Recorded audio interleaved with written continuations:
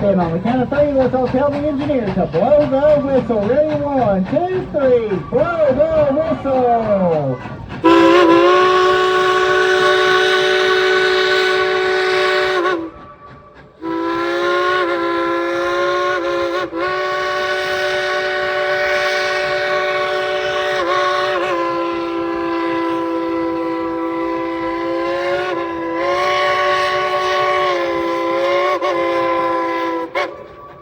How about that, everybody? Let's give the engineer and Cinderella a big round of applause.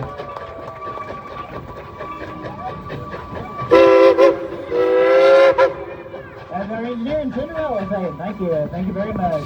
Folks, look out to the left about the trail line up there. You'll see this portion of the Great Smoky Mountains. You can understand why the Cherokee called them place of blue smoke. Well, over 100 years ago, there was over 1,200 farms that dotted the hills and hollers of these mountains. Then in 1901, Colonel W.B. Townsend established the Little River Railroad and Lumber Company. They logged these mountains.